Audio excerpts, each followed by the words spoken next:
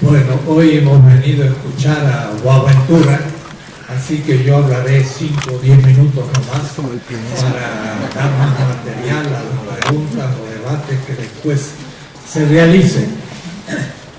Hace 3 semanas estuve en Marruecos, en Rabat, en una reunión de la UNESCO, muy interesantes, sobre el tema diálogo filosófico sur-sur. Había gente de la China, de la India, el mundo árabe, el África Bantú y América Latina. Y era muy interesante ver el hecho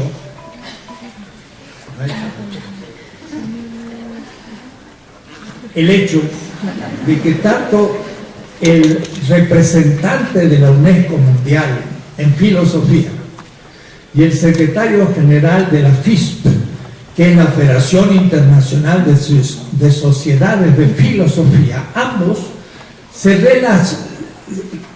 relacionaron o trataron el tema de qué significa el sur, porque nosotros estábamos haciendo un diálogo sur-sur, y ante un poco el desconcierto mío, ambos, que vienen uno de Inglaterra y otro de Italia, organismos internacionales, pusieron en cuestión el contenido de la palabra sur. Entonces ahí entendí el equívoco que puede tener esta palabra. Sur no es geográfico, porque uno dijo los esquimales son sur, y yo digo sí, pero entonces no es geográfico la palabra sur, sino que es un espacio, y un espacio que puede ser justamente un esquimal, puede ser sur.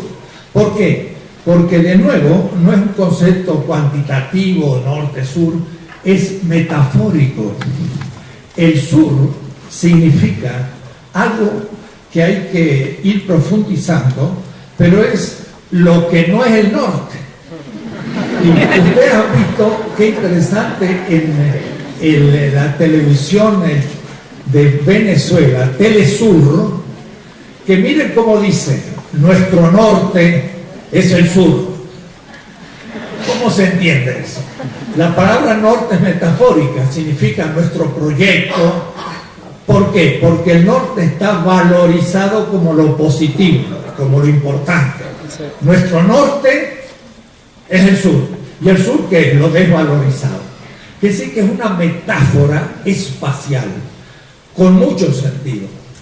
Hegel dijo, y esto es lo que piensa la Ilustración, acuérdense que la Ilustración es un movimiento europeo allá al fin del siglo XVIII y comienzo del XIX. Hegel dice explícitamente, de lo que hablo es del norte de Europa. ¿Por qué? Porque el sur de Europa ha dejado de ser. Grecia, Roma, España, Portugal, y por eso Boaventura dice, yo también vengo del sur. Ciertamente para Hegel también es el sur Portugal. El sur era los griegos, los romanos, el siglo XVI, los españoles, los portugueses, pero en el siglo XVIII, XIX, los que son el norte de Europa. Y él dice, Alemania, Dinamarca, Inglaterra. Alemania porque era, en lugar de Hegel, centro del pensamiento revolucionario teórico. Pero Dinamarca porque era un imperio, tenía todo el Báltico y muchas cosas. E Inglaterra ni hablar. Puede decir, tenía un significado geopolítico, como se dijo, pero epistemológico para nosotros hoy. Entonces, el concepto sur es espacial y metafórico y tiene sentido, y pienso que se puede y se debe usar.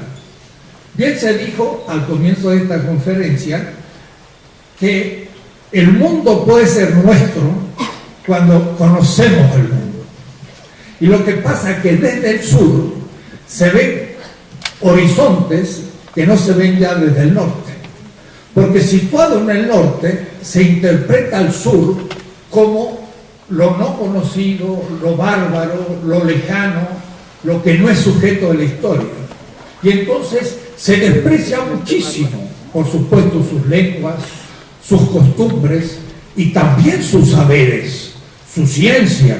Piensen ustedes, los árabes en el siglo IX y X eran el centro mundial de la matemática. Ni los chinos ni los europeos podían imitarlos en esa época. Nuestros números son arábigos. ¿De dónde vienen? ¿De los terroristas del siglo XXI? No, viene de la escuela de Bagdad, que se llamaba Escuela de la Sabiduría, el MIT de la época, donde se estudiaba la astronomía heliocéntrica, la física, las ciencias empíricas, mientras que la Europa en el siglo IX era un mundo bárbaro, subdesarrollado y absolutamente periférico, que es lo que ellos llaman la Edad Media, que no existe más que para Europa, porque de Marruecos a Filipinas el mundo árabe era un mundo urbano, mercantil, científico, que nunca estuvo en la Edad Media, y tampoco nuestros amerindios. Son esos conceptos egocéntricos que creemos que valen para algo fuera de Europa. El feudalismo solo existió en Europa, no hay ninguna otra sociedad feudal. El modo de producción asiático no tiene nada que ver con el feudalismo. Bien, entonces, cuando conocemos desde esa no espacialidad eurocéntrica, empezamos a conocer el mundo mundial y no visto y deformado desde Europa, de tal manera que aún el europeo debe superar el eurocentrismo para descubrir a Europa, porque vista desde Europa eurocéntrica no sabe la significación de Europa en la historia mundial. Ellos mismos deben superar su propia interpretación eurocéntrica de la historia y de las ciencias. Y se dijo entonces muy bien, cuando conocemos ese mundo mundial, empezamos a poder ser sujetos, porque ese mundo es nuestro mundo, pero mucho más amplio que el expuesto por los europeos. O es decir, el sur es lo excluido, es lo que está fuera del horizonte eurocéntrico.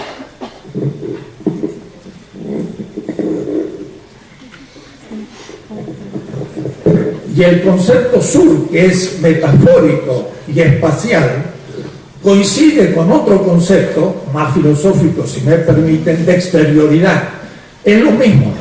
Si la totalidad es el norte, la exterioridad es el sur. Tan simple como eso. Además es una metáfora y espacial.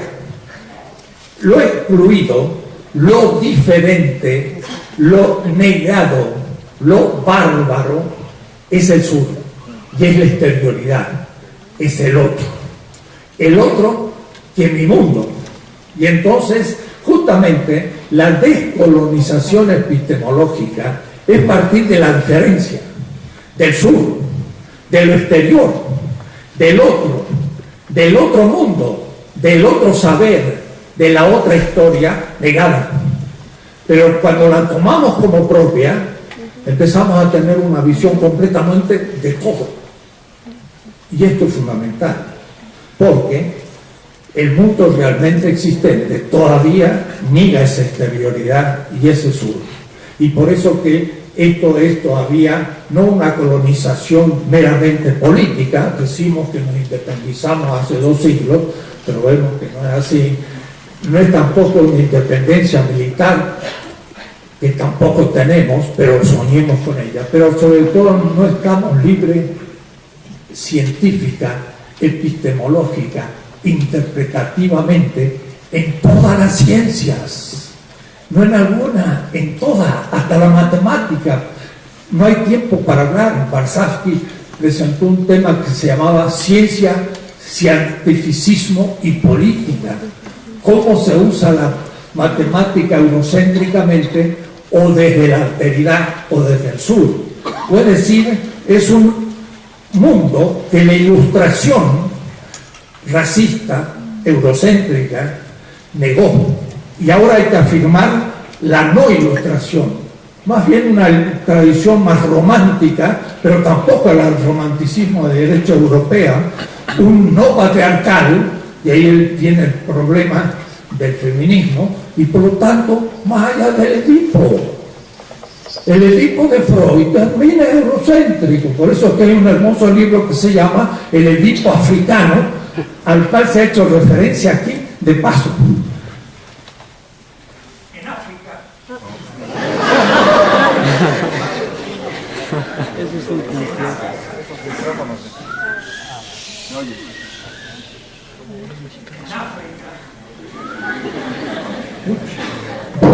Así. En África el Edipo no funciona. Y además nuestras culturas amerindias también tienen posiciones neurocéntricas. Así que hay que ir más allá de Kant, más allá de Hegel, más allá de Nietzsche, más allá de Heidegger, pero también más allá de Freud, más allá de Max Weber, que es un eurocéntrico. Se pregunta Max Weber, ¿cómo fue posible que esta cultura nacida en Grecia y en Europa haya devenido universal? Esa es la pregunta eurocéntrica por excelencia, y entre nosotros, la mayoría de los sociólogos, ya veremos, son todavía weberianos. Y entonces, más allá de Carl Schmitt, también con su Jus Sanctum europeo, y más allá de Adam Smith, el liberalismo y el neoliberalismo, más allá de Einstein, que aún Einstein todavía no asume de todo la irreversibilidad del mundo, la termodinámica, es decir, hay mucho más allá. Y esa rebelión de las masas, de la cual Ortega y Gasset habló en el 36, pero viéndola como peligrosa, es justamente lo que se está produciendo ahora, una como rebelión de los pueblos negados del sur. Le llamaba Gramsci el bloque social de los oprimidos, y yo agregaría de los excluidos, y geopolíticamente del sur. Esto exige, y es lo que yo quiero sugerir, un nuevo tipo de universidad. Nuestra universidad, la UNAM, yo hace 38 años que soy profesor aquí, la UNAM también, y muchas otras, son eurocéntricas en el porcentaje abrumador de sus profesores. No he hecho nunca una encuesta, pero por mi pálpito es más o menos un 80% de los profesores. Es decir, seguimos pensando en la Edad Media, seguimos pensando en la barbarie de las culturas originales de América. En la Facultad de Filosofía no hay todavía una cátedra de filosofía de los pueblos originarios, y no se considera todavía en la historia mundial nuestras culturas anterior a la conquista, no prehispánica, lo cual significa algo negativo. O es decir, la mayoría de nuestras ciencias, de hecho, son concebidas todavía eurocéntricamente. Hasta en el arte, si uno dice un cuadro, la Gioconda, una catedral, Notre Dame, una música, la Novena Sinfonía. ¡Ah, qué casualidad! Todos son ejemplos europeos. Y no se me ocurre otro. ¿Por qué? Porque soy eurocéntrico desde la primaria, la secundaria, la prepa y la universidad y el doctorado y hasta los alemanes. Miren qué notable. Dice Novalis, nosotros inventamos la antigüedad. Lo dice Walter Benjamin en el concepto de crítica del romanticismo alemán. ¿Qué quiso decir Novalis? Nosotros inventamos la antigüedad. Significa que los románticos dijeron, todo empezó lo más primitivo en la China, subió en la India, se superó en los persas, llegó a los griegos y romanos, la antigüedad. Eso lo inventaron ellos, porque en realidad la historia va hacia el este y no hacia el oeste. Y ahí están después nuestras culturas amerindias y los incas en el nivel de los egipcios, mesopotámicas, hindúes, chinos, mesoamericanos e incas, la historia va para el este, pero Hegel dice que va para el oeste. Y después entonces inventan todo esto y yo me lo creo y lo enseño y enseño mi negación, mi inexistencia. Quiere decir que esto de la decolonización epistemológica desde el sur supone un nuevo tipo de universidad crítica donde todas las materias, hasta la biología, y qué decir la medicina, y también la ingeniería, y todas deben estar transidas de esta crítica al pensamiento eurocéntrico y el saber pensar desde nosotros, hasta el marxismo, porque el mismo marxismo puede no ser crítico. El marxismo, por ejemplo, en boga, negó la teoría de la dependencia, y al negar esto no supo cómo se transfiere valor de la periferia al centro, o es decir, cómo el sur enriquece al norte. Y Marx lo había dicho, pero nuestro propio marxismo no lo había estudiado en Marx, y lo había dicho Marx. O es decir, hasta las doctrinas críticas pueden devenir eurocéntricas y por lo tanto no suficientemente críticas, por lo cual he hablado en contra del marxismo, porque Marx da todos los elementos de la teoría de la dependencia, lo que pasa es que no se supo leer bien. Es decir, esto pone en cuestión todos los ejercicios de la episteme, de la ciencia en la universidad. Tengo un compañero de la UAM Azcapotzalco de los años 75 que en diseño hicimos un seminario y publicamos un libro, ¿sabes cómo se llamaba? Hacia un diseño no dependiente. Era ya ciencia crítica.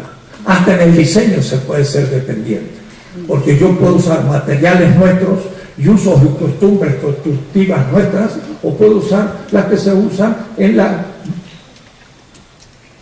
posmodernismo arquitectónico de la gran arquitectura de los vidrios, que después no saben qué hacer con la temperatura interna porque hay que poner calefacción en invierno y aire acondicionado en verano, y entonces gasta una energía terrible y es antiecológico, pero es la última moda posmoderna europeo-norteamericana. Entonces, en todas las ciencias y en todas las prácticas hay eurocentrismo. Descolonización epistemológica desde el sur pone en cuestión todas las materias de todas las carreras de la universidad.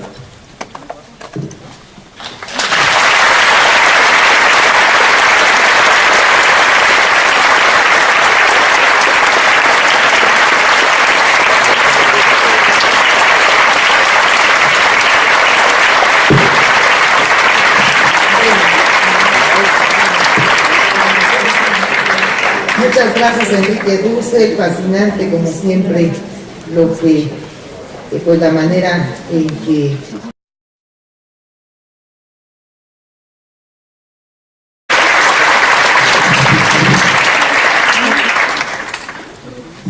Bueno, hoy hemos venido a escuchar a Boaventura, así que yo hablaré 5 o 10 minutos nomás para dar más material a las preguntas o debates que después se realicen. Hace 3 semanas estuve en Marruecos, en Rabat, en una reunión de la UNESCO, muy interesante. Ambos, que vienen uno de Inglaterra y otro de Italia, organismos internacionales, pusieron en cuestión el contenido de la palabra sur. Entonces ahí entendí el equívoco que puede tener esta palabra. Sur no es geográfico, es mundial en filosofía. Y el secretario general de la FISP, que es la Federación Internacional de Sociedades de Filosofía, ambos se relacionaron o trataron el tema de qué significa el sur, porque nosotros estábamos haciendo un diálogo sur-sur, y ante un poco el desconcierto presantes sobre el tema diálogo filosófico sur-sur, Había gente de la China, de la India, el mundo árabe, el África, Bantú y América Latina. Y era muy interesante ver el hecho